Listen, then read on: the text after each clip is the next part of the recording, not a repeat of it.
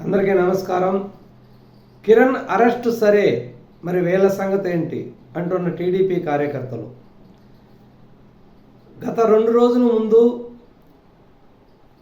YS Jaganmohan Reddy భార్య అయిన YS Bharati మీద కొన్ని అనుచిత వ్యాఖ్యలు చేసినటువంటి ఐటీడీపీ కార్యకర్త అయినటువంటి చెబ్రోల్ కిరణ్ అనే వ్యక్తిని తెలుగుదేశం పార్టీ నుంచి సస్పెండ్ చేసి వెంటనే అరెస్టు చేయించడం జరిగింది.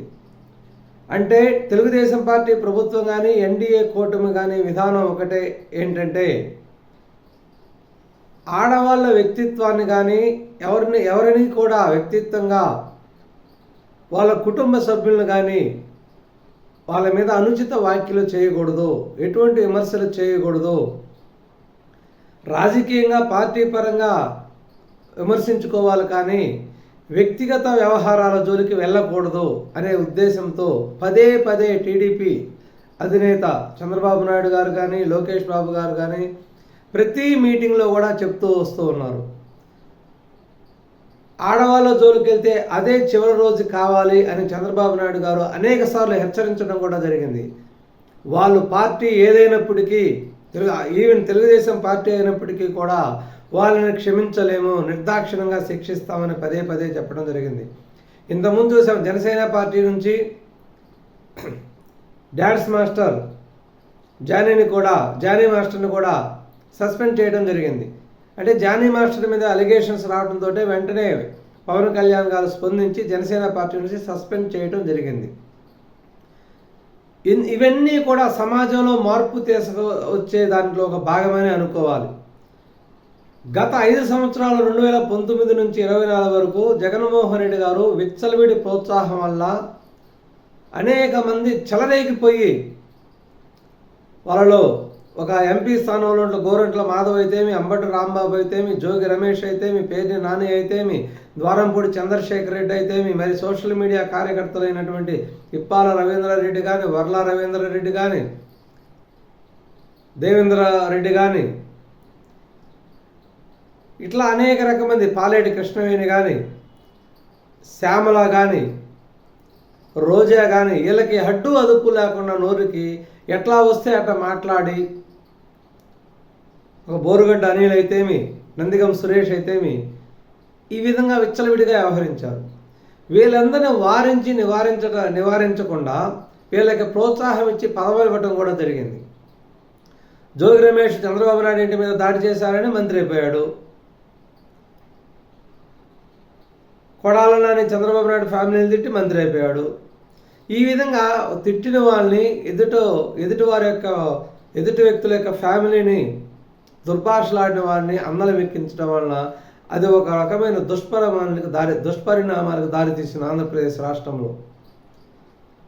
మరలా తెలుగుదేశం ప్రభుత్వం ఏర్పడినప్పుడు కూడా ప్రజలు భయభ్రాంతులకు గురవుతున్నారు. ఈ దాడికి ప్రతి దాడి ఉంటుందేమో, ఎలా జరుగుతుందేమో, ఆంధ్రప్రదేశ్ రాష్ట్రం ఎలా పోతుందేమో అని.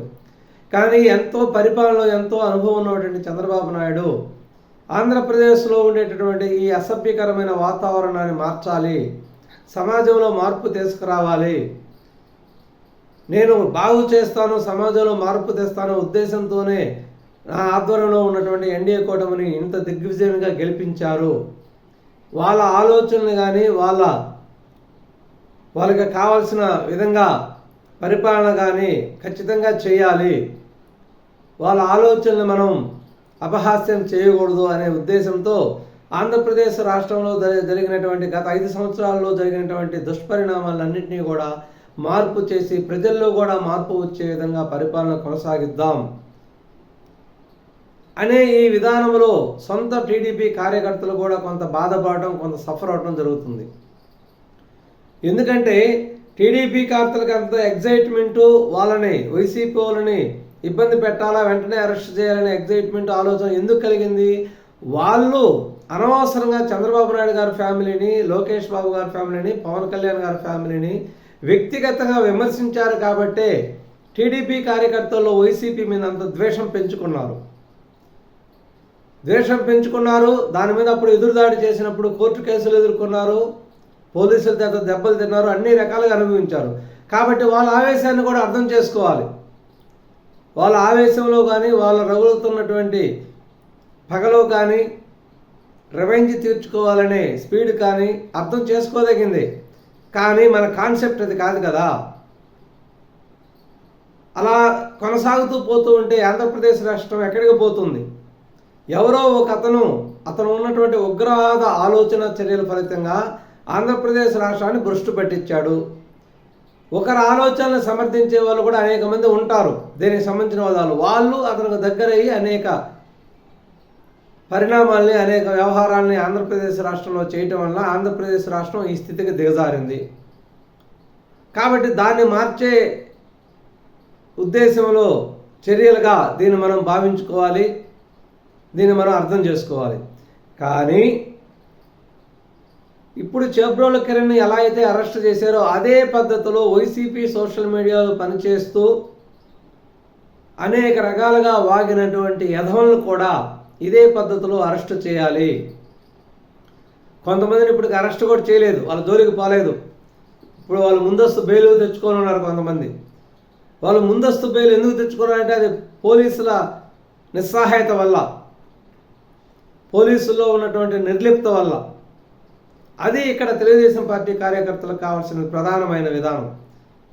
ఎందుకంటే పార్టీ మారినప్పుడు సోషల్ మీడియాలో అసభ్యంగా పోస్టులు పెట్టిన వాళ్ళందరినీ కానీ అరెస్ట్ చేసి వాళ్ళని కానీ కొంత కంట్రోల్ చేసి ఉంటే ఈ పరిస్థితులు అనేవి వచ్చేది కాదు. అయినప్పటికీ కూడా బోరుగడ్డ అనిల్ లాంటి వాళ్ళని, వర్ల రవీందర్ రెడ్డి లాంటి వాళ్ళని కొంతమందిని అరెస్ట్ చేసి కొంచెం భయభ్రాంతులు చేయటం వల్లే గత 5-6 నెలల నుంచి సోషల్ మీడియాలో కొంత విచ్చలవిడిగా మాట్లాడుకోవడం తగ్గింది. ఇది ఇంకా తగ్గాలి, పూర్తిగా దీన్ని ప్రక్షాళన చేయాలి. కాబట్టి చంద్రబాబు నాయుడు గారి యొక్క విధానాల్ని, ప్రభుత్వ విధానాల్ని కొంచెం సమర్థించాల్సిన అవసరం టీడీపీ కార్యకర్తలకు కూడా ఉంది. కొంత అర్థం చేసుకోవాలి, సహనాన్ని వహించాలి. ఇక మీదట కూడా మీరెవరూ కూడా సోషల్ మీడియాలో అనవసరంగా ఎవరిని దుర్భాషలాడటం కానీ, వ్యక్తిగతంగా విమర్శించడం కానీ చేయకూడదు. సబ్జెక్టు పరంగా అప్పుడు మీరు మాట్లాడాల్సినటువంటి విషయ పరిజ్ఞానంతోనే మాట్లాడుకోవాలి. కానీ వ్యక్తిగతంగా ఎవరు జోలికి పోకూడదు, ఎవరిని విమర్శించకూడదు. మరీ ముఖ్యంగా మహిళలతో జోలికి అసలు వెళ్ళకూడదు. ఎందుకంటే మహిళలు ప్రతి ఇంట్లో అందరూ మహిళలు ఉంటారు. ప్రతి వారికి తల్లి, చెల్లి అందరూ ఉంటారు, భార్య అందరూ ఉంటారు. కాబట్టి అందరూ ఎవరికి వాళ్ళ దగ్గరికి వచ్చేసరికి ఆ బాధ అనేది వాళ్ళకి తెలుస్తుంది. కాబట్టి ఎవరు కూడా ఇటువంటి వాటికి దూరంగా ఉండండి. మరీ ముఖ్యంగా సోషల్ మీడియాలో యాక్టివ్గా పనిచేసే సోదరులందరికీ కూడా ఇదే నా విజ్ఞప్తి. ప్రజలు కూడా ఇటువంటి వాటిని సమర్థించవద్దు, ఇటువంటి వాటిని ఎక్కువ ట్రోల్ చేయకూడదు. మంచి విషయ పరిజ్ఞానంతో మాట్లాడి సోషల్ మీడియాలో మాట్లాడే వాళ్ళనే మీరు ఎంకరేజ్ చేయాలి, మద్దతు ఇవ్వాలి. ఇదే కెన్ మీడియా తరపున మా విజ్ఞప్తి. నమస్కారం, ధన్యవాదాలు.